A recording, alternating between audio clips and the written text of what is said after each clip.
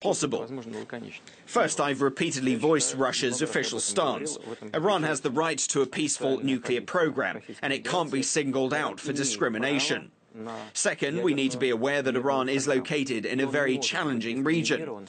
I've told our Iranian partners about that. That's why Iranian threats made towards neighboring countries, in particular Israel, threats that Israel can be destroyed, are absolutely unacceptable. This is counterproductive. This is not a proper quote of the Iranian president. It doesn't quite matter whether it's a proper quote or not. It means it's best to avoid a wording that could be improperly quoted or could be interpreted differently. That's why the focus on Iran does have a reason behind it. I have no doubts that Iran is compliant with the rules, simply because there's no proof of the opposite. According to the latest IAEA report, Iran has been abiding by the commitments it has taken up. True, there are some outstanding issues, but with due patience and friendly attitudes, they can be resolved. I have a great respect for Iran and a great interest in it. This is a great country indeed. You don't often hear this attitude mentioned in relation to Iran, but it's true. This is a country with a great culture, a great history, and is a great nation. They're very proud of their country. They have their own understanding of their place, both in the region and in the world, and that's something you have to respect. You've grasped the core of the problem. Iranians are very smart and cunning politicians, and to a certain degree they have exploited this confrontation with the United States. They are not the only ones. They're extremely crafty in this, and they do it to tackle their domestic political issues. When there's an external enemy, it united the nation. But I guess the United States have been employing the same technique. After the collapse of the Soviet Union, there have been no external threats that would allow Washington to dominate the West. There must be a threat so that the US can protect their allies from it. This position yields political and economic benefits. If everyone relies on one country for protection, then this country is entitled to some preferential treatment.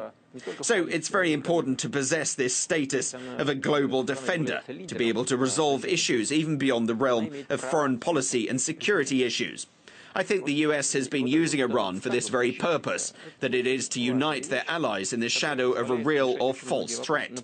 It's quite a complicated issue, but it's not an issue for Russia. We've been complying with our international commitments, including on Iran's peaceful nuclear program. As you know, Russia built the Bushehr power plant in Iran. We've completed this project and are prepared for further cooperation.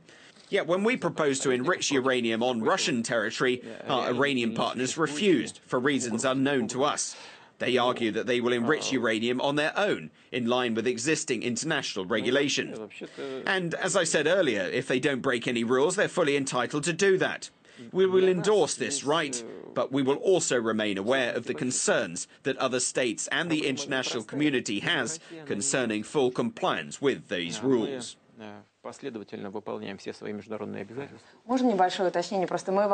Can I clarify something? The thing is, I was asking you not only about the US-Iranian relations, but also about the US-Russian relations.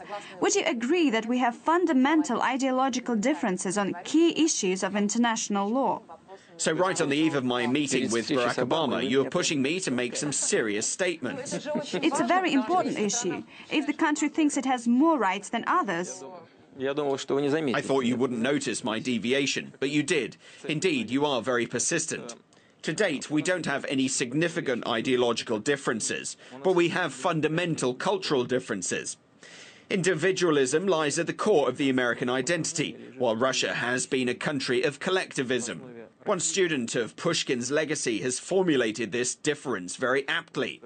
Take Scarlett O'Hara from Gone with the Wind, for instance. She says, "I'll never be hungry again." This is the most important thing for her. Russians have different, far loftier ambitions, more of a spiritual kind. It's more about your relationship with God.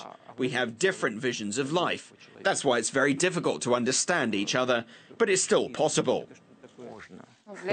That's why there's international law to create a level playing field for everyone. The US is a very democratic state, there's no doubt about that, and it originally developed as a democratic state. When the first settlers set their foot on the continent, life forced them to forge a relationship and maintain a dialogue with each other to survive. That's why America was initially conceived as a fundamental democracy. With that in mind, we should not forget that America's development began with a large-scale ethnic cleansing, unprecedented in human history. I wouldn't like to delve so deeply into it, but you're forcing me to do it. When Europeans arrived in America, that was the first thing they did. And you have to be honest about it. There are not so many stories like that in human history. Take the destruction of Carthage by the Roman Empire. The legend has it that Romans ploughed over and sowed the city with salt so that nothing will ever grow there.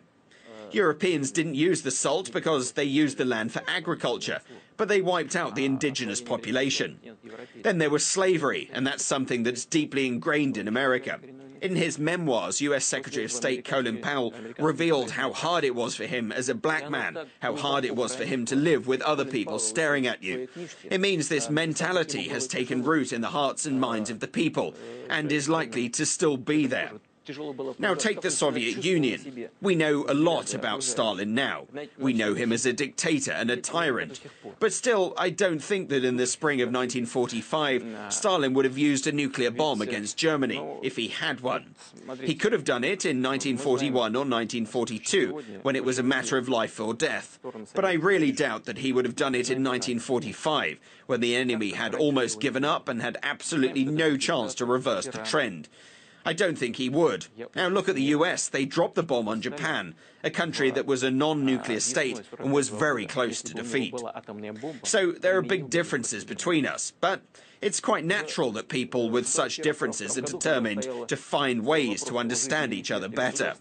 I don't think there is an alternative. Moreover, it's not by chance that Russia and the US forged an alliance in the most critical moments of modern history. That was the case in World War I and World War II. Even if there was fierce confrontation, our countries united in the face of a common threat, which means there's something that unites us. There must be some fundamental interests that bring us together. That's something we need to focus on first. We need to be aware of our differences, but focus on a positive agenda that can improve our cooperation. America and Russia's relations with the US are important issues for our network, largely because Americans make up most of our audience. If you simply look at our website's hit statistics, you'll see that most of our audience comes from America. So anything related to the US is a key topic for us. And here is Anastasia Cherkina, who has specially come over from New York for this meeting. She works at our US-based channel, RT America, which caters to an American audience and focuses specifically on American issues. Is that right, Anastasia?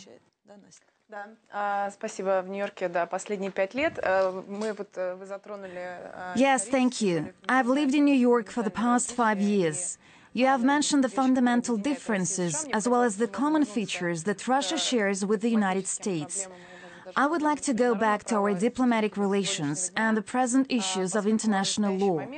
When I meet American politicians and Russia experts these days, I often hear them acknowledge off record that the Magnitsky Act has effectively come to replace the Jackson-Vanik Amendment, which demonstrates the same outdated approach towards Russia. As we know, when Barack Obama met with Mr. Medvedev during the summit in Seoul last year, he made some hints, saying he would have more flexibility after re-election. I see you guys just don't get off their backs, do you? This is the last question, I promise. Obama hinted that it would be easier for him to cooperate with Russia. However, that is not what we're seeing today.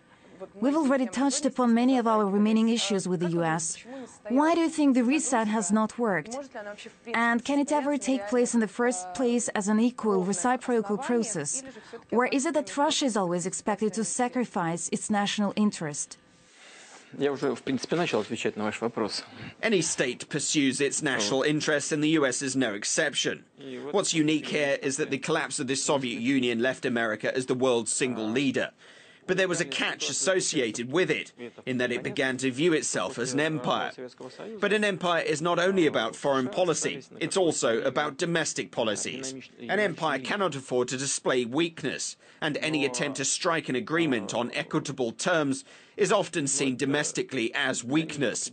But the leadership cannot afford to display weakness due to domestic policy considerations.